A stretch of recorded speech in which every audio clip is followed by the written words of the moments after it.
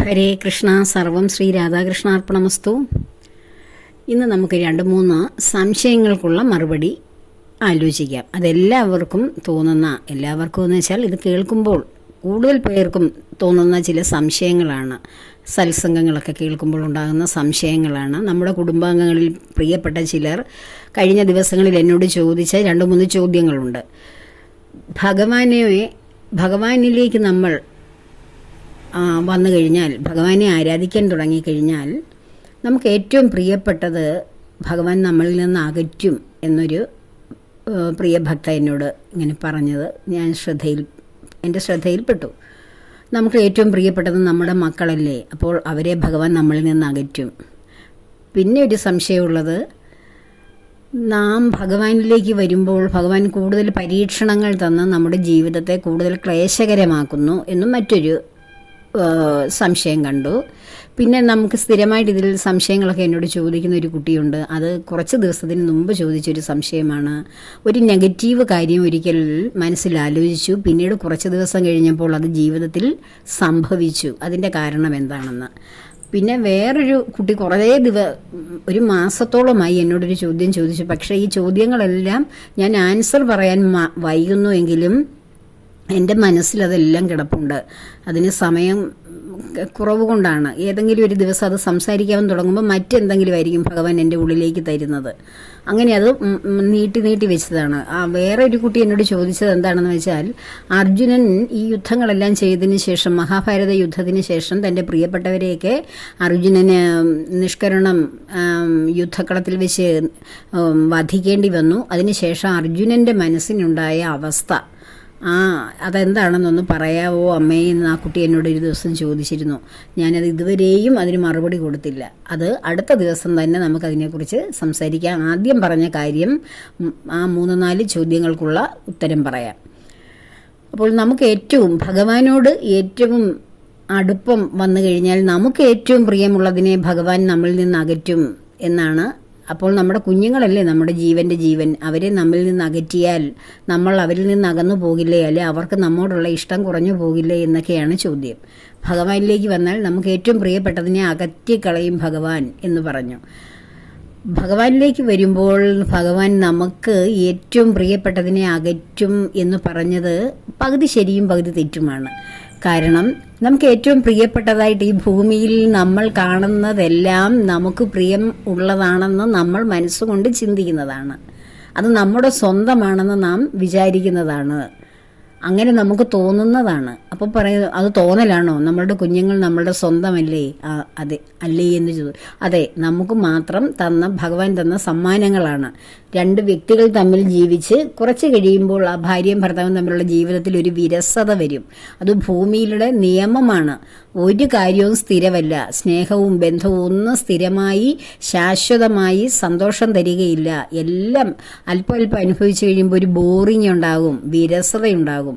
ആ വിരസത മാറ്റുവാൻ വേണ്ടി 2 പേരുടെ ഇടയിലേക്ക് അവർക്ക് സന്തോഷം കൊടുക്കുവാൻ വേണ്ടിയാണ് പിന്നീട് അവരിൽ നിന്ന് ചെറിയ പുഷ്പങ്ങൾ ഉണ്ടാകുന്നത്. ചെടിയിൽ നിന്ന് പുഷ്പങ്ങളുമ്പോൾ, ചെടി തന്നെ നിൽക്കുമ്പോൾ ആദ്യം ആ ചെടി വളർന്ന് വരുന്നു എന്ന് നമ്മൾ നോക്കിക്കൊണ്ടിരിക്കും. മുട്ടിട്ട് വരുമ്പോൾ നമുക്ക് സന്തോഷം, അതിൽ പൂക്കൾ വിടരുന്ന കാണുമ്പോൾ അതിനേക്കാളും സന്തോഷം.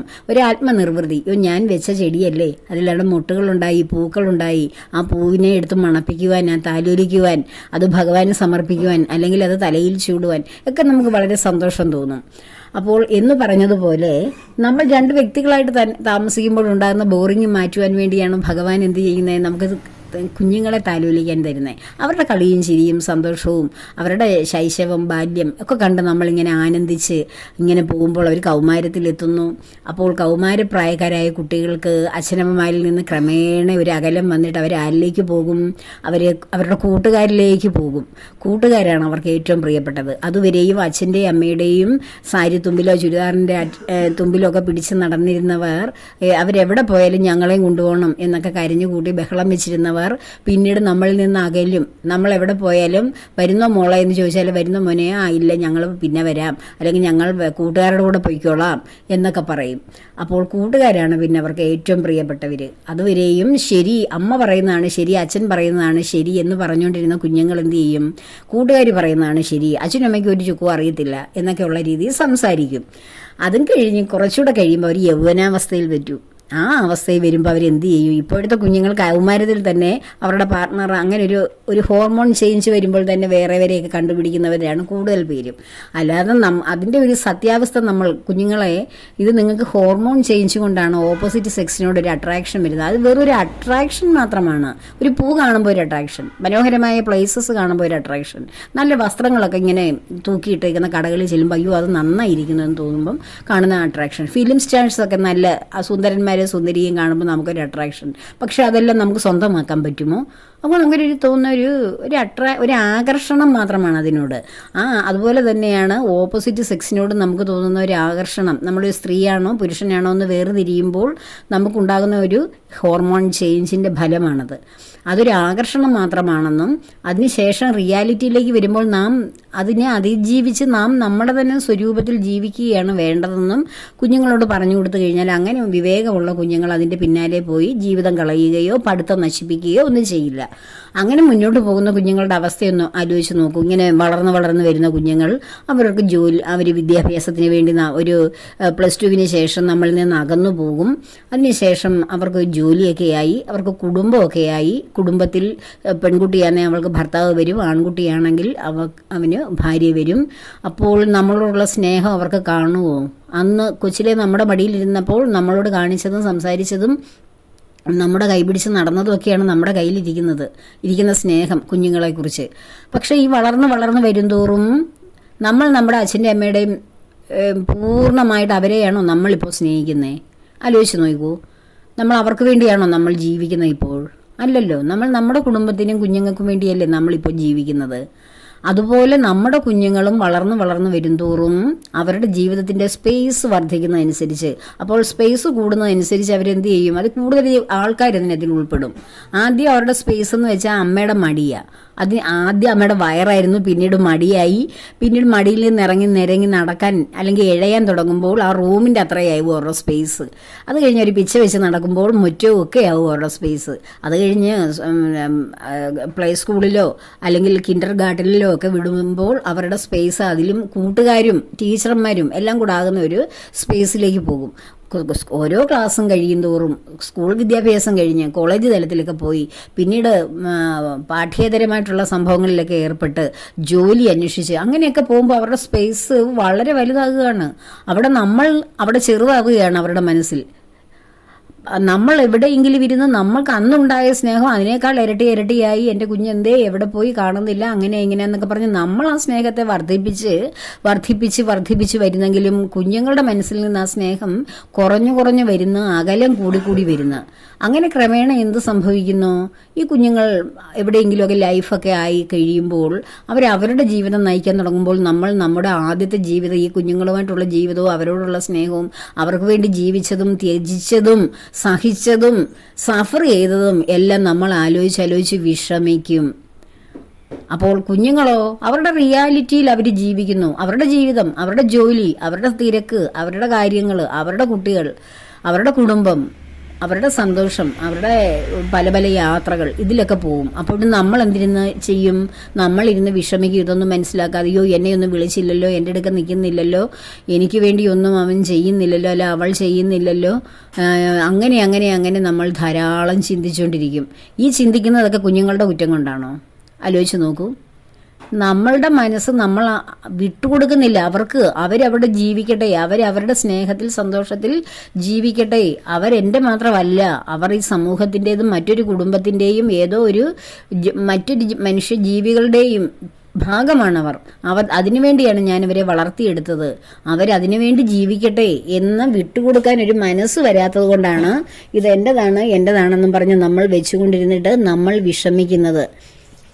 അപ്പോൾ ആ റിയാലിറ്റി മനസ്സിലാകണമെങ്കിൽ നമ്മൾ ചെയ്യുന്ന, നമ്മൾ കുഞ്ഞുങ്ങൾക്ക് വേണ്ടി അല്ലെങ്കിൽ കുടുംബത്തിന് വേണ്ടി നമ്മൾ ആർക്ക് വേണ്ടി നമ്മൾ ജീവിക്കുന്നോ അതൊക്കെ നമ്മുടെ ഉത്തരവാദിത്തങ്ങളുടെ ഭാഗമാണ്.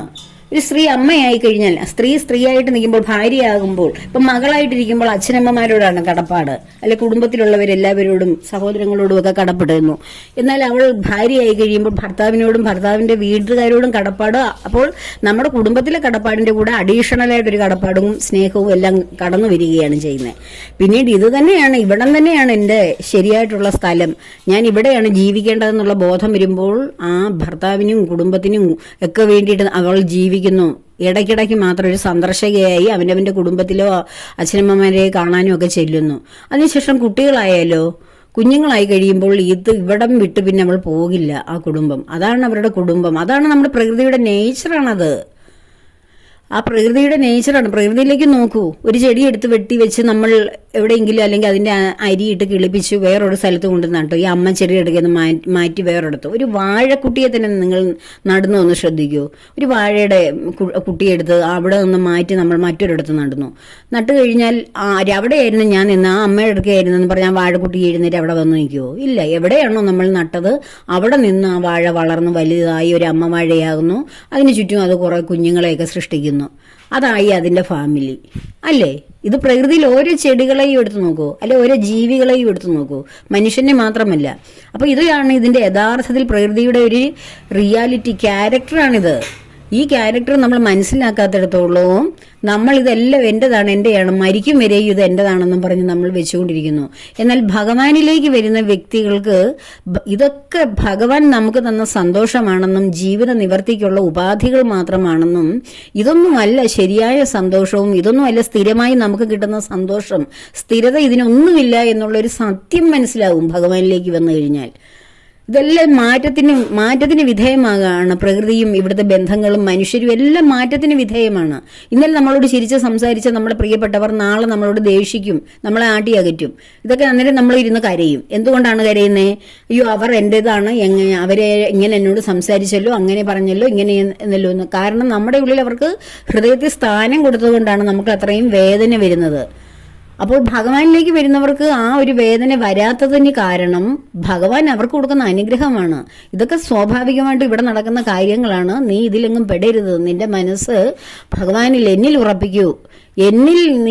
എന്നെ ഓർത്തുകൊണ്ട് നീ, അതായത് ഭഗവാൻ എന്നെന്ന് പറയുമ്പോൾ നമ്മൾ ഓരോരുത്തരെയും നമ്മളെ ഓർക്കാനെന്നാ. എന്നെ ഓർത്ത് നീ നിരന്തരം ധ്യാനിക്കൂ എന്ന് പറഞ്ഞാൽ ഭഗവാനെ ഓർത്ത് നിരന്തരം ധ്യാനിക്കാനല്ല, നമ്മളിരിക്കുന്ന ഞാൻ എന്ന ബോധത്തെ ഓർത്ത് നീ നിരന്തരം ധ്യാനത്തിലിരിക്കൂ, അതിനെ തന്നെ നീ ശ്രദ്ധിക്കൂ എന്നാണ് ഭഗവാൻ പറയുന്നത്. അപ്പോൾ അങ്ങനെ വരുമ്പോൾ നമ്മുടെ മനസ്സ് വിശാലമാകും. നമ്മൾ ആരാണ്? ഒരു അമ്മ മാത്രമല്ല, അല്ലെ ഭാര്യ മാത്രമല്ല, അല്ലെ ഭർത്താവ് മാത്രമല്ല, മകൾ മാത്രമല്ല, അല്ലെ ഒരു മുത്തശ്ശനോ മുത്തശ്ശിയോ മാത്രമല്ല. അതൊക്കെ നമ്മുടെ ശരീരം കൊണ്ട് നാം ചെയ്യുന്ന ഡ്യൂട്ടികൾ മാത്രമാണ്. ഇതിനൊക്കെ ഉപരിയാണ് എന്നിലിരിക്കുന്ന ഈ അനന്തകോടി ചൈതന്യ വിശേഷമായ ഭഗവത് ചൈതന്യം. ഈ ഒരു ചെറിയ ഡ്യൂട്ടിയേക്കാളും എത്രയോ വിശാലമാണെന്നുള്ള കാഴ്ചപ്പാട് നമുക്ക് ഓരോരുത്തർക്കും കടന്നു വരും. അപ്പോൾ ഈ ബന്ധങ്ങളെല്ലാം അതാത് തലങ്ങളിൽ കാണാൻ കഴിയും. മക്കൾ പോകട്ടെ, അവർ ജോലി ചെയ്യട്ടെ, കഴിയട്ടെ, അവരുടെ വിവാഹം മംഗളമായി നടക്കട്ടെ, അവർ അവരുടെ പാർട്ട്ണറൊത്ത് സന്തോഷമായി ജീവിക്കട്ടെ. അങ്ങനെ നമ്മൾ അവരെ എല്ലാം വിട്ടുകൊടുക്കും. ഇതൊക്കെ എൻ്റെ ഡ്യൂട്ടി മാത്രമാണെന്ന് കരുതുകയും ചെയ്യും. അതാണ് ഭഗവാനിലേക്ക് വരുന്ന വ്യക്തികൾക്ക്. ഭഗവാൻ എല്ലാവരെയും നമ്മുടെ മനസ്സിൽ നിന്ന് ആട്ടി അകറ്റിയിട്ട് ഭഗവാനെ മാത്രം അവിടെ കുടിയിരുത്തണമെന്നുള്ള വാശി പിടിക്കുന്ന ആളല്ല. നമ്മൾ സത്യം മനസ്സിലാക്കും, ഈ ജീവിതത്തിന്റെ റിയാലിറ്റി എന്താണെന്നുള്ളത് മനസ്സിലാക്കും ഭഗവാനിലേക്ക് വരുമ്പോൾ. അങ്ങനെ വന്നു കഴിയുമ്പോൾ നമുക്ക് സ്വാഭാവികമായിട്ടും മനസ്സിലാകും ഇതെല്ലാം മാറ്റത്തിന് വിധേയമല്ലേ. ഈ മാറ്റത്തിന് വിധേയമായിട്ടുള്ള കാര്യങ്ങളെ അള്ളിപ്പിടിച്ചുകൊണ്ടിരുന്നാൽ ഞാൻ വെറുതെ വിഷമിച്ച് എൻ്റെ ജീവിതം നശിച്ചു പോവുകയുള്ളൂ എന്ന് നമുക്ക് തോന്നുകയല്ലേ, നമുക്കത് ബോധ്യപ്പെടും. അങ്ങനെ എൻ്റെതാണെന്ന് കരുതി ഇപ്പോൾ രണ്ട് കുട്ടികൾ തമ്മിൽ സ്നേഹത്തിലിരിക്കുന്നു. അതിലൊരു കുട്ടിക്ക് മറ്റേ കുട്ടിയെ മതിയായി, വെറുത്തു, അത് അപ്പോൾ ഇട്ടിട്ട് പോയി. അപ്പോൾ ആ സ്നേഹിച്ച കുട്ടി വിഷമിക്കുന്നത് എന്തുകൊണ്ടാണ്? അത് എൻ്റെതായിരുന്നെന്ന് വിചാരിക്കുന്നത് കൊണ്ടാണ്. അതിപ്പോൾ എൻ്റെതല്ല എന്നുള്ള ഈ റിയാലിറ്റി മനസ്സിലാക്കുന്നത് കൊണ്ടാണ് ആ കുട്ടിയെ ചൊല്ലി വിഷമിക്കുകയോ കരയുകയോ അല്ലെങ്കിൽ ആത്മഹത്യ ചെയ്യുകയൊക്കെ ചെയ്യുന്നത്. അപ്പോൾ അതെന്ത് വിഡ്ഢിത്തമാണെന്ന് മുതിർന്നവർക്ക് തോന്നും, കുട്ടികൾക്ക് തോന്നുമോ? തോന്നില്ല. എന്ന് പറഞ്ഞതുപോലെ നമ്മൾ എന്നോട് ഈ സംശയം ചോദിച്ച എൻ്റെ പ്രിയമുള്ളവർ, സഹോദരങ്ങൾ, അവർ ചിന്തിക്കുക, അവർ കരുതും ഇപ്പം എൻ്റെ മക്കളാണ് എനിക്ക് ഏറ്റവും പ്രിയപ്പെട്ടത്, എൻ്റെ ജീവൻ്റെ ജീവൻ മക്കളാണ്. മക്കളെ നമ്മൾ ചെറിയ പ്രായത്തിൽ അവർക്ക് നമ്മുടെ ആവശ്യമുള്ള സമയങ്ങളിലെല്ലാം അവരാണ് നമ്മുടെ ജീവൻ്റെ ഭാഗം. കുഞ്ഞുങ്ങളെ ഇട്ടിട്ട് നമുക്കൊരു കാര്യം നമുക്ക് സ്വസ്ഥമായിട്ട് എവിടെയെങ്കിലും പോയി നിൽക്കാൻ പറ്റുമോ? എനിക്ക് പറ്റില്ല. കാരണം ഞാൻ എവിടെ പോയാലും എൻ്റെ മക്കളെയും കൊണ്ടാണ് പോകുന്നത്. എവിടെ പോയാലും അങ്ങനെയായിരുന്നു പോയിക്കൊണ്ടിരുന്നത്. ഇപ്പം ഞാൻ ഈശ്വരനെ നന്നായിട്ട് ഈശ്വരാനുഗ്രഹം അനുഭവിക്കുന്ന ഈശ്വരൻ മാത്രമേ ഉള്ളൂ എന്നിൽ പ്രവർത്തിക്കുന്നത്. ഭഗവാൻ എൻ്റെ ഉള്ളിൽ ഇരിക്കുന്നത് കൊണ്ടാണ്, ഞാൻ എന്ന ബോധത്തിൽ ഭഗവാൻ ഇരിക്കുന്നത് കൊണ്ടാണ് ഞാൻ ഈ കർമ്മങ്ങൾ അനുഷ്ഠിക്കുന്നത്, ഇവിടെ ജീവനോട് ഇരിക്കുന്നത് എന്നുള്ള യഥാർത്ഥ തത്വം മനസ്സിലാക്കിയ വ്യക്തിയാണ് ഞാൻ. എന്നിട്ടും എൻ്റെ മോൻ വെളിയിൽ പഠിക്കുന്ന കുട്ടിയാണ്, ലണ്ടനിൽ. അവനൊരു പനിയോ അല്ല അവൻ സംസാരിക്കുമ്പോൾ ഒച്ചയ്ക്കൊരു മാറ്റം വന്നു കഴിഞ്ഞാൽ, എന്താ മോനെ നിനക്ക് പനിയുണ്ടോ ജലദോഷം ഉണ്ടോ എന്ന് ചോദിച്ചിട്ട് അതിനെ ചൊല്ലി പിറ്റേ ദിവസവും അടുത്ത ദിവസവും ഒക്കെ ഞാൻ ടെൻഷൻ അടിച്ച് അവനോട് മെസ്സേജുകളോ അല്ലെ വിളിക്കുകയോ ഒക്കെ ചെയ്ത് അതിനെക്കുറിച്ച് വിഷമിക്കുന്ന വ്യക്തിയാണ് ഞാൻ ഇപ്പോഴും. കാരണം എന്താണ്, നമ്മുടെ കുഞ്ഞുങ്ങളെ ഭഗവാൻ എന്നെ അവരിൽ നിന്ന് അകറ്റിയില്ലല്ലോ. ഞാൻ തന്നെ നിങ്ങളുടെ മുന്നിൽ ഏറ്റവും വലിയ ബെസ്റ്റ് എക്സാമ്പിളാണ്. എൻ്റെ മക്കളെ ഞാൻ ഭഗവാനിലേക്ക് വന്നെന്ന് പറഞ്ഞ് ഞാൻ മക്കളെ സ്നേഹിക്കാതെയോ അവരുടെ കാര്യം ശ്രദ്ധിക്കാതെയോ ഭഗവാൻ അവരെ എന്നിൽ നിന്ന് നാട്ടിയകറ്റുകയോ ചെയ്തിട്ടുണ്ടോ? ഇല്ല. മക്കൾക്ക് ഭഗവാനോടൊരു കമ്മ്യൂണിക്കേഷൻ വരുന്ന അമ്മയ്ക്ക് ഭഗവാനോട് ബന്ധമുണ്ടെങ്കിൽ ആ ഒരു അമ്മയിലൂടെയാണ് ആ കമ്മ്യൂണിക്കേഷൻ ഭഗവാനിലേക്ക് എത്തുന്നത്. പിന്നെ എങ്ങനെയാണ് നമ്മളെ ഭഗവാനിൽ നിന്ന് മക്കളിൽ നിന്ന് നമ്മളെ അകറ്റുന്നത്? എങ്ങനെയാണ്? നമുക്ക് ഏറ്റവും പ്രിയമുള്ളതിനെ ഭഗവാൻ മാറ്റൂ എന്ന് പറയുന്നത് ഒരു കണക്കിനൊക്കെ സത്യമാണ്. കാരണം ഒന്നിനോടും പ്രിയം പാടില്ല എന്ന് പറയുന്നത് ഭഗവാനാണ്. ഭഗവാൻ നമുക്ക് സത്യം പറഞ്ഞു തരികയാണ്. നീ ഒന്നിനോടും പ്രിയമായിട്ട് ഏറ്റവും പ്രിയപ്പെട്ടതായിട്ട് നിന്റെ ഹൃദയത്തിൽ വെച്ചാൽ നാളെ നീ ദുഃഖിക്കും. നീ എൻ്റെ പ്രിയപ്പെട്ട ഭക്തനോ ഭക്തയോ ആണ്, നീ ദുഃഖിക്കാൻ പാടില്ല എന്ന് ഭഗവാൻ മുൻകൂട്ടി നമുക്ക് പറഞ്ഞു തരുവാണ്. സ്നേഹം കൊണ്ട്, നമ്മുടെ ഉള്ള കരുതൽ കൊണ്ട് ഭഗവാൻ നമ്മോട് പറയുകയാണ്, നീ പ്രിയമായിട്ടാണ് കരുതുന്ന ഒന്നും നിനക്ക് പ്രിയമുള്ളതാകില്ല. കുറെ കഴിയുമ്പോൾ അവർ നിന്നെ തള്ളും. അവർക്ക് നിന്നിൽ നിന്ന് അവരെല്ലാം അകന്നകന്ന് അവനവന്റെ ജീവിതമായി പോകുമ്പോൾ നീ അപ്പോഴും നിനക്ക് പ്രിയമുള്ളതെന്ന് കരുതി നീ നിന്റെ ഹൃദയത്തിൽ വെക്കുന്ന കാര്യങ്ങളെല്ലാം നിനക്ക് വിഷമമായി മാറും. പ്രിയമിത്രമേ, അല്ലെങ്കിൽ പ്രിയ സുഹൃത്തേ, അല്ലെങ്കിൽ പ്രിയപ്പെട്ട മകളെ മകനെ എന്ന് പറഞ്ഞ് ഭഗവാൻ നമ്മളോട് പറയുകയാണ്. എൻ്റെ പ്രിയപ്പെട്ട അർജുന എന്ന് പറയുന്നത് പോലെ ഭഗവാൻ നമ്മളോട് ഓരോരുത്തരോടും പറയുന്ന എൻ്റെ പ്രിയമുള്ളവരെ എൻ്റെ പ്രിയപ്പെട്ടവരെ അല്ല എൻ്റെ ഹൃദയത്തിലിരിക്കുന്നവരെ എന്ന് ഭഗവാനെ സ്നേഹത്തോടുകൂടി നമ്മളോട് വിളിക്കുകയാണ്. ഭഗവാൻ വിളിച്ചിട്ട് നമ്മളോട് പറയുകയാണ്, നീ നിന്റെ പ്രിയമുള്ളതാണെന്നും പറഞ്ഞ് നീ നിന്റെ ചുറ്റുപാടും കാണുന്നതും നിന്റെ ജീവിതത്തിൽ ഞാൻ നിനക്ക് സന്തോഷിക്കാൻ തന്നതുമൊക്കെ നിന്റെ ഹൃദയത്തോട് ചേർത്ത് വെച്ച് കഴിഞ്ഞാൽ നീ വിഷമിക്കില്ലേ? വിഷമിക്കാത്ത ഏതെങ്കിലും ഒരു സാഹചര്യം ഉണ്ടോ? നിങ്ങൾ ഏറ്റവും പ്രിയപ്പെട്ടവരിൽ നിന്നായിരിക്കും ഏറ്റവും കൂടുതൽ വിഷമിക്കേണ്ടി വരുന്നത്, അല്ലേ? ആലോചിച്ച് നോക്കൂ, ഞാൻ ഈ പറയുന്നതൊക്കെ സത്യമല്ലേ എന്ന്. നിങ്ങൾക്ക് പ്രിയമുള്ളെന്ന് കരുതി വെച്ചേക്കുന്ന ഏറ്റവും ഹൃദയത്തോട് ചേർത്ത് വെച്ചേക്കുന്നതിൽ നിന്ന് ഏറ്റവും വലിയ വേദനയുണ്ടാവും.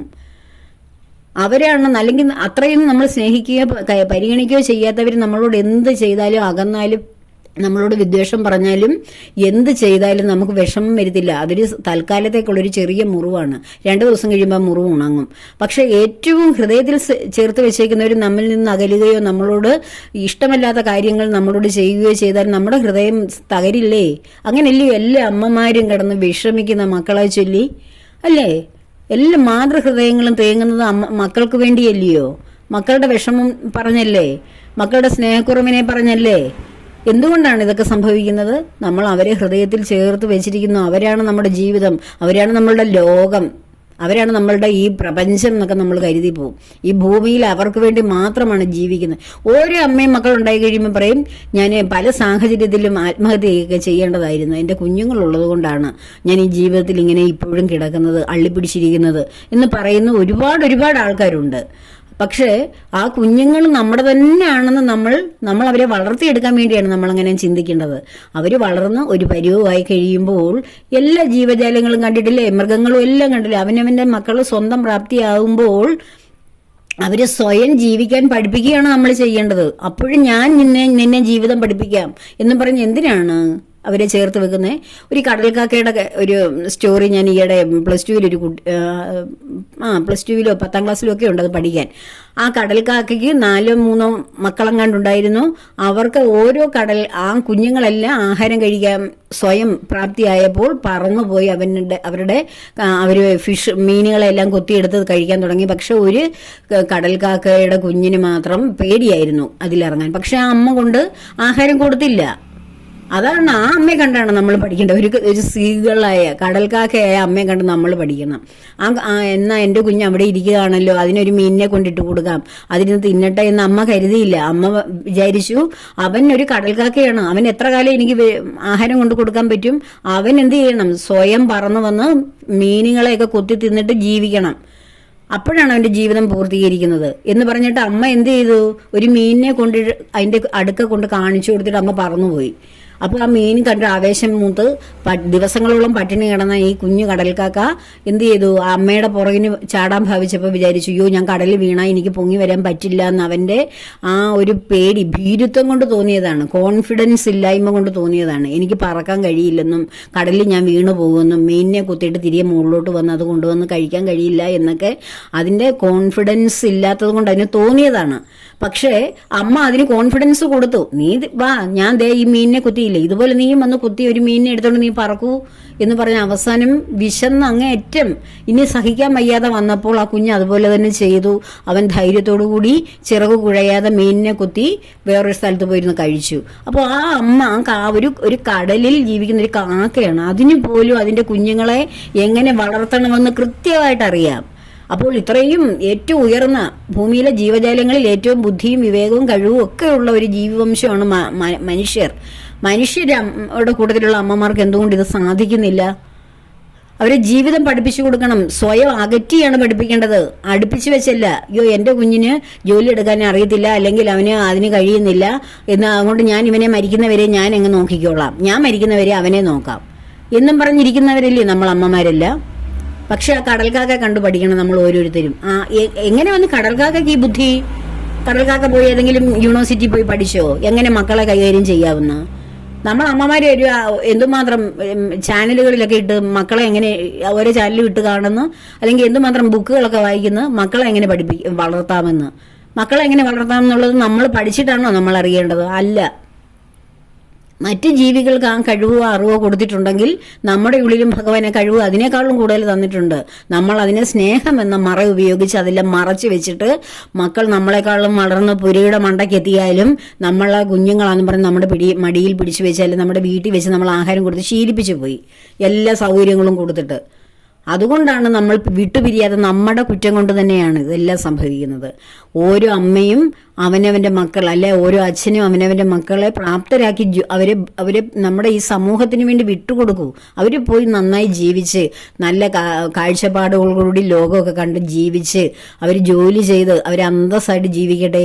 അവരൊരിക്കലും നമ്മളെ വിട്ടുപോകില്ല, നമ്മളെ മറക്കില്ല. കാരണം നമ്മൾ അവർക്ക് കൊടുത്ത സ്നേഹവും കരുതലും ജീവിക്കാൻ കൊടുത്ത പ്രോത്സാഹനവും ഒക്കെ അവരുടെ ഉള്ളിലുണ്ട്. അത് മതി അവർക്ക് നമ്മളെ ഓർക്കാനും നമ്മളെ കരുതാനും ആവശ്യമുള്ളപ്പോൾ നമ്മുടെ അരികിലേക്ക് ഓടിയെത്തുവാനും. അത്രയും മതി. അത് ഓരോരുത്തരും നമ്മുടെ ഹൃദയത്തിലേക്ക് അവരെ പിടിച്ചു വെക്കുമ്പോൾ നമ്മൾ അമിതമായി പിടിച്ചു വെച്ചാൽ അതെല്ലാം ദുഃഖിക്കാൻ കാരണമാകുന്ന ഭഗവാനിലേക്ക് വരുന്ന ഭക്തർക്ക് ഭഗവാൻ കൊടുക്കുന്ന ചൂണ്ടുപലകയാണ്, ചില ഹിൻസുകളാണ്, സൂചനകളാണ്. നമുക്ക് ഒരേ തരുന്ന വെളിപാടുകൾ, ആ വെളിപാട് ഭഗവാൻ തരുന്ന വെളിപാടുകൾ അനുസരിച്ച് ജീവിക്കുന്ന വ്യക്തിക്ക് ജീവിതത്തിൽ ദുഃഖം ഉണ്ടാവുകയില്ല. ഒന്നിനെയും ചൊല്ലിയും ദുഃഖിക്കത്തില്ല. കാരണം അവരുടെ മനസ്സിൽ അവർക്ക് സ്ട്രോങ് ആയിട്ട് അറിയാം, ഇതൊക്കെ എനിക്ക് ഭഗവാൻ എനിക്ക് തന്നത് എനിക്ക് സന്തോഷത്തിനും അതിലുപരി ഞാനൊരു ഏറ്റവും നല്ല അച്ഛനോ ഏറ്റവും നല്ല അമ്മയോ ആയതുകൊണ്ട് അവരെ നന്നായി വളർത്താൻ എന്നെ പ്രാപ്തയാക്കി വെച്ചിരിക്കുകയാണ്. അവരെ നല്ല രീതിയിൽ വളർത്തി സമൂഹത്തിനും കുടുംബത്തിനും ഒക്കെ ഗുണമുള്ളവരാക്കി മാറ്റുന്ന ദൗത്യമാണ് എന്നെ ഏൽപ്പിച്ചേക്കുന്നത്. അല്ലാതെ എല്ലാ കാലവും അവരെന്നെ സ്നേഹിക്കണമെന്നും ഞാൻ അവരെ സ്നേഹിക്കണമെന്നും അവരെൻ്റെ മാത്രമാകണമെന്നും കരുതുന്നത് ബുദ്ധിശൂന്യതയാണെന്ന് ഭഗവാൻ നമുക്ക് പറഞ്ഞു തരികയാണ്. അപ്പോൾ ഈ ഭഗവാനിലേക്ക് വരുന്നവർക്ക് അതുകൊണ്ടാണ് ക്ലേശങ്ങൾ ഉണ്ടാകുന്നത്. എന്തുകൊണ്ടാണ്? നമ്മൾ ഭഗവാനെ അറിയാൻ തുടങ്ങുന്നതല്ലേ ഉള്ളൂ. അനന്തകോടി ബ്രഹ്മാണ്ഡ നായകനായ ഭഗവാന്റെ കാരുണ്യം കൊണ്ട് എത്രയോ ജന്മങ്ങൾ നമ്മൾ ജനിച്ചു മരിച്ചിട്ടുണ്ടെന്ന് നമുക്കറിയാവോ? അപ്പോൾ ഈ ഭഗവാനാണ് നമ്മുടെ ഉള്ളിലിരിക്കുന്ന ജീവൻ, നമ്മളെ ഇങ്ങനെ ശരീരത്തോടുകൂടി ഇരുത്താൻ സഹായിക്കുന്ന ജീവൻ എന്ന സത്യം നാം എന്ന് തിരിച്ചറിയുന്നോ, ഏത് ജന്മം തിരിച്ചറിയുന്നോ അതുവരെയും അത് തിരിച്ചറിയുവാനുള്ള ആ ഒരു സ്റ്റെപ്സാണ് ആ സഹനതയാണ് നമുക്ക് ഓരോരുത്തരിൽ നിന്നും ഉണ്ടാകുന്നത്. ഭഗവാൻ എന്ന് പറയുന്നത് നമുക്ക് കൈ എത്തിപ്പിടിക്കാൻ കിട്ടുന്ന ഒരു സാധനമല്ല. ഇപ്പം നമ്മൾ ഏതെങ്കിലുമൊക്കെ ദേവീ ദേവതാ സങ്കല്പങ്ങളിൽ ചെന്ന് ആരാധന നടത്തി കാര്യങ്ങൾ സാധിച്ചിട്ട് പോകുന്നത് പോലെയാണോ നമ്മുടെ ജീവിതത്തെ ഉയർത്തുവാൻ വേണ്ടി? ജീവിതം മൊത്തത്തിൽ ജീവിതത്തിനെ ഒരു സറണ്ടറാണ്. ഭഗവാന് വേണ്ടിയിട്ട് നമ്മൾ സമർപ്പണം നടത്തുകയാണ് ജീവിതം. ആ സമർപ്പണ ബുദ്ധി വരുന്ന ഏതൊരു വ്യക്തിക്കാണോ അപ്പോഴേ ആ പൂർണ്ണ സമർപ്പണം വരുമ്പോൾ, ഒരു കംപ്ലീറ്റ് സറണ്ടർ എപ്പോഴാണ് ഒരു വ്യക്തിയുടെ ആത്മാവ് ഭഗവാനിലേക്ക് വെക്കുന്നത്, അവിടെ മുതലാണ് ഭഗവാൻ അവരെ ഏറ്റെടുക്കാൻ തുടങ്ങുന്നത്. അതിന് ഏറ്റെടുക്കലിൻ്റെ തുടക്കത്തിൻ്റെ ആ ഒരു കഴുകൽ, വൃത്തിയാക്കലിൻ്റെ ആദ്യ ഭാഗങ്ങളാണ് ഈ പ്രശ്നങ്ങളും പ്രതിസന്ധികളും ഒക്കെ തരുന്നത്. ഈ പ്രശ്നങ്ങളൊക്കെ വരുമ്പോൾ നമ്മൾ സ്വാഭാവികമായിട്ട് നമ്മൾ ഇട്ടിട്ട് പോകും. ഭഗവാനെ വിളിച്ചിട്ട്, ഭഗവാൻ എനിക്ക് ഓരോ പ്രതിസന്ധികളും പ്രശ്നങ്ങളും ദുരിതം ഒഴിഞ്ഞൊരു സമയമില്ലല്ലോ എന്ന് നമുക്ക് തോന്നും.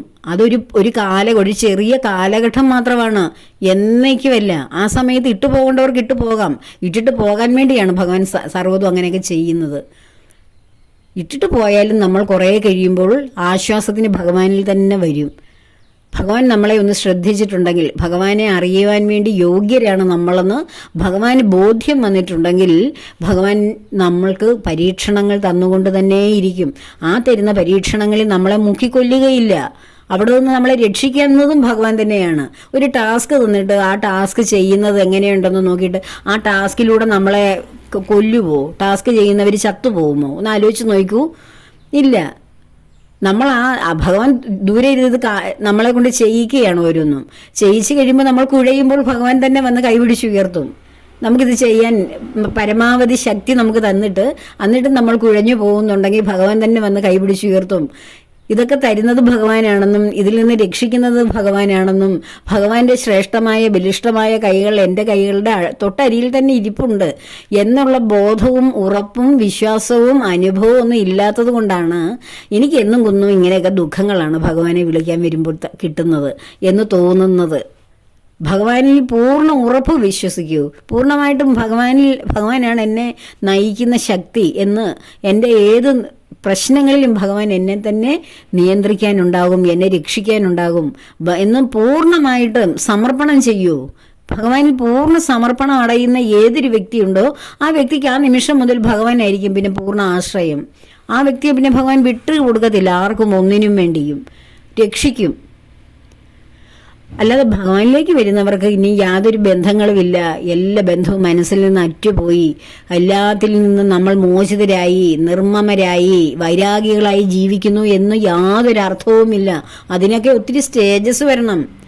ഒരുപാട് യോഗീശ്വരന്മാരായ മഹർഷീശ്വരന്മാരുടെയൊക്കെ ഒരു സ്റ്റേജ് വരണം. എത്രയോ ജന്മങ്ങൾ കഴിയണം. പൂർണ്ണമായ സ്ഥിതപ്രജ്ഞത, അതാണ് ഭഗവത്ഗീതയിൽ ഭഗവാൻ യഥാർത്ഥ യോഗിക്ക് പറയുന്ന ക്വാളിറ്റിയാണ് സ്ഥിതപ്രജ്ഞത. കഴിഞ്ഞ ദിവസം ഞാനൊരു വീഡിയോയിൽ അതിനെക്കുറിച്ച് അല്പം പറഞ്ഞു. സ്ഥിതപ്രജ്ഞൻ്റെ ഗുണങ്ങൾ. ആ ഒരു ഗുണം വരണമെങ്കിൽ എത്രയോ കാലം വരും. എത്രയോ കാലമല്ല, ഈ ജന്മമൊന്നുമല്ല, എത്ര ജന്മങ്ങൾ എടുക്കണം സാധാരണ മനുഷ്യർക്ക് ഭഗവാനിലേക്കൊന്ന് വരാൻ തുടങ്ങുന്നതേ ഉള്ളൂ. ഭഗവാൻ എവിടെയുണ്ടെന്നൊന്ന് തിരിച്ചറിവ് വന്നതേ ഉള്ളൂ. അപ്പോൾ അവർ ആ സ്ഥിതപ്രജ്ഞൻ്റെയും അവസ്ഥയൊക്കെ കഴിഞ്ഞിട്ട് ഈ ഗുണത്രയങ്ങളെല്ലാം കഴിഞ്ഞ് സത്വരജസ് തമോ ഗുണങ്ങളും കഴിഞ്ഞ് അതിൽ സത്വഗുണത്തിൽ തന്നെ ഉറച്ചിരുന്ന് തുര്യാവസ്ഥയിൽ ഉറച്ചിരുന്ന് അതിനെയും തരണം ചെയ്ത് പോകണം. എത്രയോ ജന്മങ്ങൾ, തലമുറകൾ കഴിയണം അതിനൊക്കെ ഈശ്വരൻ്റെ സാക്ഷാത്കാരം ലഭിച്ച് മുമുക്ഷുക്കളായി മാറാൻ. ഇപ്പോൾ ഈ ജന്മം ഭഗവാൻ നമുക്ക് തന്നിരിക്കുന്ന ഈ അറിവും ഈ ഒരു വഴിയും ഉപയോഗിച്ച് ഭൂമിയിൽ ഇനിയുള്ള കാലം നമ്മൾ ജീവിച്ച് തീരുന്നവരെയും സമാധാനത്തോടുകൂടി നമ്മുടെ മനസ്സിനെ അലട്ടാതെ നമ്മൾ തന്നെയാണ് ഓരോ പ്രശ്നങ്ങളിലേക്ക് നമ്മുടെ മനസ്സിനെ വിട്ടുകൊടുത്തിട്ട് അതെല്ലാം എൻ്റെതാണെന്ന് നമ്മൾ ചിന്തിച്ച് വയ്ക്കുന്നത് കൊണ്ടാണ് മനസ്സിന് വിഷമം വരുന്നത്.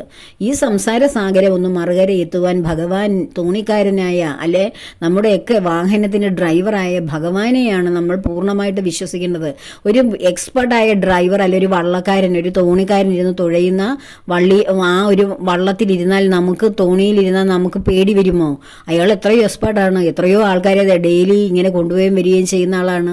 അദ്ദേഹത്തിൻ്റെ വള്ളത്തിലിരുന്നാൽ ഒരു പേടിയും വേണ്ട എന്ന് നമുക്ക് തോന്നും. എത്ര കാറ്റും കൂളും മഴയും ഇടിയും എല്ലാം വന്നാലും, തിരമാലകൾ വന്നാലും നമുക്കൊരു ഭയവും തോന്നില്ല. എന്ന് പറഞ്ഞതുപോലെ ഭഗവാനാണ് നമ്മുടെ നാവികൻ, നമ്മുടെ തോണിക്കാരൻ.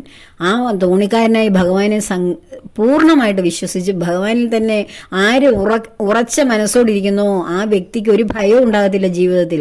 അവർക്കൊരു വിഷമവും വരില്ല. കാരണം വിഷമം വരുന്നതും തരുന്നതും ആരാണ്? ഭഗവാനാണ്. അതിൽ നിന്ന് കരകയറ്റുന്നതും ആരാണ്? ഭഗവാൻ തന്നെയാണ്. പിന്നെ ഞാൻ എന്തിന് വിഷമിക്കണം എന്നുള്ള ചിന്ത വരും. ഞാൻ ഇന്ന് വിഷമിക്കുവാണെങ്കിൽ അതിനടുത്ത നിമിഷം ഭഗവാനുള്ള സൊല്യൂഷൻ തരും. അല്ല, നമ്മൾ കരഞ്ഞു കൂവിയിരിക്കാൻ ഭഗവാൻ സമ്മതിക്കത്തില്ല. നമ്മൾ വിഷമിക്കാനുള്ള സാഹചര്യം ഭഗവാൻ തരില്ല. തന്നാൽ തന്നെയും അടുത്ത ദിവസം അല്ലെ അടുത്ത നിമിഷം അതിനുള്ള ഒരു സൊല്യൂഷനും ഭഗവാൻ തന്നെ തരും.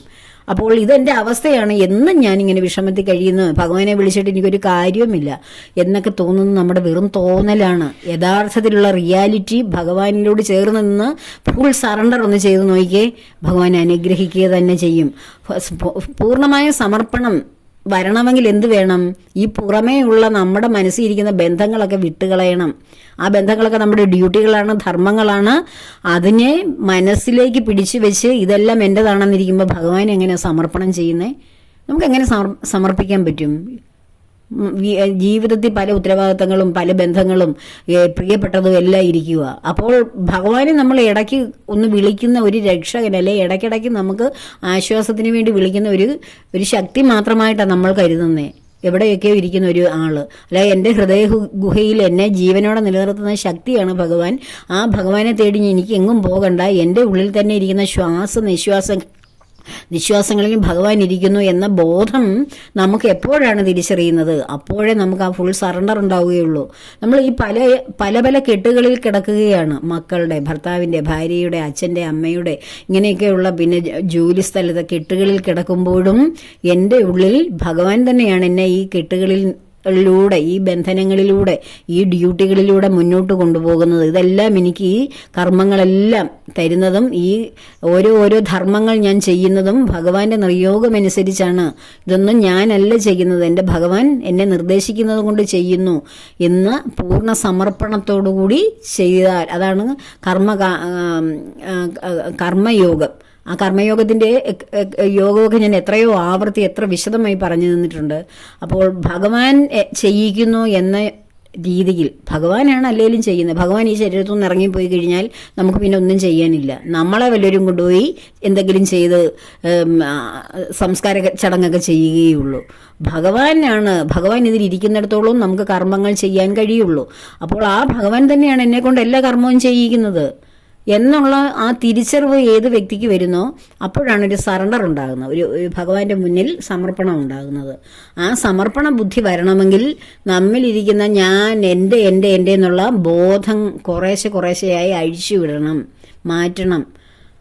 ആ മാറ്റം ഏതൊരു വ്യക്തിക്ക് ഭഗവാൻ തരുന്നോ അതൊരു അനുഗ്രഹമായിട്ടാണ് കാണേണ്ടത്. അല്ലാതെ ഭഗവാനിലേക്ക് വന്നാൽ എൻ്റെ പ്രിയമുള്ളതെല്ലാം ഭഗവാൻ തട്ടിയെടുക്കും, എന്നെ ഒന്നിനും കൊള്ളിക്കാത്ത ആർക്കും വേണ്ടാത്ത ഒരു വ്യക്തിയാക്കി മാറ്റുമെന്നല്ല. എല്ലാവരും സ്നേഹിക്കുന്ന, എല്ലാവർക്കും സ്നേഹം കൊടുക്കാൻ കഴിയുന്ന ഒരു വലിയ മനസ്സിൻ്റെ ഉടമയായി നമ്മളെ മാറ്റുകയാണ് ചെയ്യുന്നത്. അപ്പോൾ നമ്മുടെ കുട്ടിയെ മാത്രമല്ല, നമ്മുടെ വീട്ടിലുള്ളവരെ മാത്രമല്ല നമുക്ക് സ്നേഹിക്കാൻ തോന്നുന്നത്, ഈ പ്രപഞ്ചത്തിൽ കാണുന്ന സർവ്വ ജീവജാലങ്ങളെയും നെഞ്ചോട് ചേർത്ത് ആലിംഗനം ചെയ്യാൻ തോന്നും. സത്യത്തിൽ ഭഗവാന്റെ സ്നേഹം അനുഭവിക്കാൻ തുടങ്ങിയാൽ ആരും നമുക്ക് അന്യരല്ല. എല്ലാവരും, ശത്രുവിനെയും നമുക്ക് ഒരു സ്നേഹത്തോടു കൂടിയേ അവർക്ക് കാണും. ആ ശത്രുത നമുക്ക് വരുന്നത്, നമ്മളുടെ ഉള്ളിൽ ശത്രുത ആരോടും വരില്ല. അവർ ചെയ്യുന്ന തിന്മ കൊണ്ടാണ് നമുക്ക് അവരോട് അവർ നമ്മളോട് ചെയ്യുന്ന തിന്മകൾ കൊണ്ടാണ് നമുക്ക് അവരോടൊരു അകൽച്ച വരുന്നത്. പക്ഷെ ആ തിന്മയെ മാത്രമേ നമ്മൾ അകറ്റത്തുള്ളൂ. ആ വ്യക്തിയെ നമ്മുടെ ഹൃദയത്തിൽ നിന്ന് അല്ലെങ്കിൽ നമ്മുടെ ജീവിതത്തിൽ നിന്ന് മാറ്റില്ല. ഓരോരുത്തർക്കും നന്മ വരാനും അവരിലിരിക്കുന്ന തിന്മ ഇല്ലാതെ പോകണേ ഭഗവാനെ എന്ന് അവരെ പ്യൂരിഫൈ ചെയ്തെടുക്കണേന്നേ നമുക്ക് തോന്നത്തുള്ളൂ. അല്ലാതെ ആരെയും അകറ്റി നിർത്തുവാനോ ആരെയും വെറുക്കുവാനോ നമുക്ക് ഭഗവത് ഭക്തർക്ക് കഴിയില്ല. ഇനി മറ്റൊരു കാര്യം, ഇത് ഞാൻ ഇത്രയും പറഞ്ഞതിന് ക്ലാരിറ്റി വന്നില്ലെങ്കിൽ വീണ്ടും എന്നോട് ചോദിക്കാം. എത്ര ദിവസം വേണമെങ്കിലും ഇതിനെക്കുറിച്ച് വിശദമായി സംസാരിക്കാൻ ഞാൻ തയ്യാറാണ്. ഇനി മറ്റൊന്ന്, നമ്മളൊരു നെഗറ്റീവ് കാര്യം ഒരിക്കൽ കണ്ടിട്ട് നമ്മൾ ചിന്തിച്ചിട്ട് നമ്മുടെ ജീവിതത്തിലേക്ക് അത് പിന്നീട് സംഭവിച്ചു ആ നെഗറ്റീവ് എന്ന് ഒരു കുട്ടി പറഞ്ഞു. അതിൻ്റെ കാരണം നമ്മൾ എന്താണോ ചിന്തിക്കുന്നത് നമ്മുടെ മനസ്സിൽ, നമ്മളിപ്പം ഒരു കമ്പ്യൂട്ടർ എന്തെങ്കിലുമൊക്കെ പ്രോഗ്രാം ചെയ്തിട്ടാൽ അത് അവിടെ കിടക്കില്ലേ, നമ്മളത് ആ ഫയൽ എടുത്ത് എന്തെങ്കിലും ഡിലീറ്റ് ചെയ്ത് കളയുമ്പോഴല്ലേ അത് പോകുള്ളൂ. എന്നാലും ചിലപ്പോൾ അവിടെ ഇവിടെയൊക്കെ കാണും. അപ്പോൾ എന്ന് പറഞ്ഞതുപോലെ നമ്മുടെ മനസ്സിൽ നമ്മൾ പേസ്റ്റ് ചെയ്ത് വെച്ചേക്കാണ്, ഒട്ടിച്ചു വെച്ചിരിക്കുകയാണ്. ചില കാര്യങ്ങൾ ചിന്തിച്ചിട്ട് അത് നമ്മുടെ മനസ്സിലേക്ക് ഒട്ടിച്ചേർന്നിരിക്കും. അത് പെട്ടെന്ന് ഇളകി പോകില്ല. അത് കുറച്ച് നാൾ കഴിഞ്ഞേ നമ്മൾ അതിനെക്കുറിച്ച് ചിന്തിച്ച കാര്യം നമ്മൾ എന്ത് ചിന്തിച്ചാലും നമ്മുടെ മനസ്സിൽ അത് സ്റ്റോർ ചെയ്യും. അത്രയ്ക്കും വിശാലമാണ് നമ്മുടെ മനസ്സ്. അതാണ് ഈ സ്പേസ് പോലെ. സ്പേസിന്റെ തുടക്കം കൊടുക്കോ ആർക്കെങ്കിലും അറിയാവോ? ഇല്ല. എന്ന് പറഞ്ഞതുപോലെ അത്രയും വിശാലമാണ് നമ്മുടെ മനസ്സ്. ഇതിന്റെ തുടക്കം അറിയില്ല, ഒടുക്കം അറിയില്ല. എത്രയോ ജന്മത്തെ കാര്യങ്ങളെല്ലാം ഈ ബോധത്തിനുള്ളിൽ ഇരിക്കുന്നു. അപ്പോൾ അങ്ങനെ ഒട്ടിച്ചു വെച്ചിരിക്കുകയാണ്. നമ്മൾ എന്ത് ചിന്തിച്ചാലും, നന്മ ചിന്തിച്ചാലും തിന്മ ചിന്തിച്ചാലും നമ്മുടെ ഹൃദയത്തിൽ അത്, നമ്മുടെ മനസ്സിൽ അത് ഒട്ടിച്ചേർന്ന് വെക്കും. നമ്മളത് ചിന്തിച്ചൊരു സ്ട്രക്ചറാക്കി അതവിടെ വെച്ചേക്കുവാണ്. ചില അവസരങ്ങളിൽ ഇതേ കാര്യം തന്നെ നമ്മുടെ മനസ്സ് വീണ്ടും എടുത്ത് പ്രവർത്തിച്ച് നമുക്ക് തന്നെ അത് അനുകൂലമായാലും പ്രതികൂലമായാലും ഉള്ള സംഗതികൾ ഉണ്ടാകും. എന്നാൽ ഒരു മെഡിറ്റേഷനിൽ ഏർപ്പെടുന്ന ഒരു വ്യക്തിക്ക് അവരുടെ ചിന്തകളെല്ലാം മെഡിറ്റേഷനിലൂടെ കരിയിച്ച് കളയുകയാണ് ചെയ്യുന്നത്. അവരാലോചിച്ചതും ചിന്തിച്ച് വെച്ചതുമായിട്ടുള്ള കാര്യങ്ങളെല്ലാം മെഡിറ്റേഷനിലൂടെ കളഞ്ഞ ഒരു പുതിയ വ്യക്തിയായിട്ടാണ് അവർ ഇറങ്ങി വരുന്നത്. ആ മെഡിറ്റേഷൻ കഴിഞ്ഞിട്ട് പുറത്ത് സഹജീവികളുടെ ഇടയിൽ ഇടപെടുമ്പോൾ ഒരു പുതിയ വ്യക്തിയായിട്ടാണ് നമ്മൾ മാറുന്നത്. അതുവരെയും നമ്മുടെ മനസ്സിലുള്ള എല്ലാറ്റിനെയും ഭഗവത് ധ്യാനത്തിലൂടെ കഴുകിക്കളയുകയാണ് നാം ചെയ്യുന്നത് മെഡിറ്റേഷനിലൂടെ. അല്ലാതെയുള്ളവർക്ക്, അങ്ങനെ സാധാരണയായിട്ട് ഉള്ളവർക്ക്, ഭഗവത് ഭക്തർക്ക് നമ്മൾ ചിന്തിക്കുന്ന കാര്യങ്ങളൊക്കെ നമ്മുടെ ജീവിതത്തിൽ നല്ലതായാലും ചീത്തയായാലും കടന്നു വരാൻ സാധ്യതയുണ്ട്. അതുപോലെ തന്നെ നല്ല ധ്യാനം, ഭഗവാനുമായിട്ടുള്ള കമ്മ്യൂണിക്കേഷൻ, ധ്യാനം ഉറച്ചതിന് ശേഷം, മനസ്സൊക്കെ നിശ്ചലമായതിന് ശേഷം ധ്യാനത്തിലിരിക്കുന്ന മഹായോഗികൾ അവരെന്താണോ ആഗ്രഹിക്കുന്നത് അല്ല ആലോചിക്കുന്നത് അത് അപ്പോൾ തന്നെ സംഭവിക്കും. അപ്പോൾ തന്നെ സംഭവിപ്പിക്കാൻ അവരുടെ ആ ബോധത്തിന് അതിനുള്ള ശക്തിയുണ്ട്. കാരണം എന്താണ്? ഈ അനന്തകോടി ചൈതന്യ വിശേഷമായ ആ ബ്രഹ്മത്തിലേക്ക് തന്നിലിരിക്കുന്ന ആ ആത്മാവിനെ കടത്തിവിട്ട് പൂർണ്ണമായ എനർജി സംഭരിച്ചുകൊണ്ടാണ് ഈ മെഡിറ്റേഷൻ അല്ല ധ്യാനത്തിന് ശേഷം, യോഗത്തിന് ശേഷം നമ്മുടെ ഈ ബോധം നമ്മളിലേക്ക് കടന്നു വരുന്നത്. ആ കടന്നു വരുന്ന ആ ബോധത്തിന് എന്തും ചെയ്യാനുള്ള, എന്തും പ്രവർത്തിക്കാനുള്ള, ആരെയും ഭസ്മീകരിക്കാനുള്ള ശക്തിയുണ്ട്. അതുകൊണ്ടാണ് ഭഗവാൻ യോഗനിദ്രയിൽ നിന്നൊക്കെ എഴുന്നേറ്റതിന് ശേഷം തൃക്കണ്ണുകൊണ്ട് തുറന്നു നോക്കുമ്പോൾ നമ്മുടെ കാമദേവനെയൊക്കെ ഭസ്മീകരിച്ചു പോയത്. പരമശിവന്റെ തൃക്കണ്ണെന്ന് പറഞ്ഞത് നമ്മുടെ ഉള്ളിലുള്ള 6th ഐ ആണ്, 6ാം ഇന്ദ്രിയം. അതിലേക്കാണ് നമ്മൾ ധ്യാനത്തിലൂടെ സ്റ്റോർ ചെയ്ത് വെക്കുന്ന സർവ്വ എനർജിയും സംഭരിച്ചു വെച്ചിരിക്കുന്നത്. അതുപോലെ യോഗീശ്വരന്മാരായിട്ടുള്ള എല്ലാവർക്കും അത് സംഭവിക്കുന്നതാണ്. നമ്മുടെ ധ്യാനത്തിലൂടെ സംഭവിക്കാത്ത, ലോകത്ത് അനുഭവപ്പെടാത്ത ഒറ്റ കാര്യവുമില്ല. ഈശ്വരനെ അനുഭവിക്കാം. പിന്നെയാണോ ഭൂമിയിലുള്ള മറ്റു കാര്യങ്ങൾ അനുഭവിക്കാൻ വയ്യാത്തത്? ഒരിക്കലും പ്രാപ്യമല്ലാത്ത ആളാണ് ബ്രഹ്മം. ആ ബ്രഹ്മത്തെ പോലും യോഗനിദ്രയിലൂടെ നമുക്ക് അനുഭവിക്കാൻ പറ്റും. ബ്രഹ്മാനന്ദത്തിൽ മുഴുകാൻ കഴിയും. ആ ബ്രഹ്മം സൃഷ്ടിച്ച സാധാരണ ഈ ഭൂമിയിലുള്ള എന്തിനേയും നമുക്ക് യോഗയിലൂടെ അനുഭവിച്ചെടുക്കാൻ കഴിയും. അപ്പോൾ ഇന്ന് ഇത്രയും പറഞ്ഞുകൊണ്ട് സമയം ഒരുപാടായെന്ന് തോന്നുന്നു. ഇനിയും സംശയമുണ്ടെങ്കിൽ ചോദിക്കൂ. സംശയം ചോദിക്കുന്നതിൽ ഒരു വിഷമവും വേണ്ട. എനിക്ക് സന്തോഷം തന്നെയാണ്. മറ്റുള്ളവർക്ക് സംശയം ഉള്ളത് ദൂരീകരിച്ചു കൊടുക്കുക എന്നുള്ളത് തന്നെയല്ലേ നമ്മളുടെ ഏറ്റവും പ്രധാനപ്പെട്ട ധർമ്മം. അപ്പോൾ എല്ലാവരും ഭഗവാന്റെ ധ്യാനത്തിലിരിക്കുക, ഭഗവാനെ ഓർക്കുക. കഴിയുന്ന സമയത്തോളം എല്ലാം എനിക്ക് ഭഗവാനുണ്ടല്ലോ, ഭഗവാനിലാണല്ലോ ഞാൻ ജീവിക്കുന്നത്, എന്നിലിരിക്കുന്നത് ഭഗവാനാണല്ലോ, ഭഗവാൻ എന്നിൽ ഉള്ളതുകൊണ്ടാണല്ലോ എനിക്കിങ്ങനെ ജീവിക്കാൻ കഴിയുന്നത്, സംസാരിക്കാൻ കഴിയുന്നത്, ഇങ്ങനെ ഇവിടെ ജീവിക്കുന്നു എന്ന അനുഭവം ഉണ്ടാകുന്നത് എന്ന ബോധം നമ്മുടെ ഉള്ളിൽ ഉറയ്ക്കണം. അതിനുവേണ്ടി പ്രാർത്ഥിക്കുന്നു. എല്ലാവരെയും ഭഗവാന്റെ പത്മപാദങ്ങളിൽ ചേർത്ത് പ്രാർത്ഥിക്കുന്നു. ലോകാ സമസ്ത സുഖിനോ ഭവന്തു.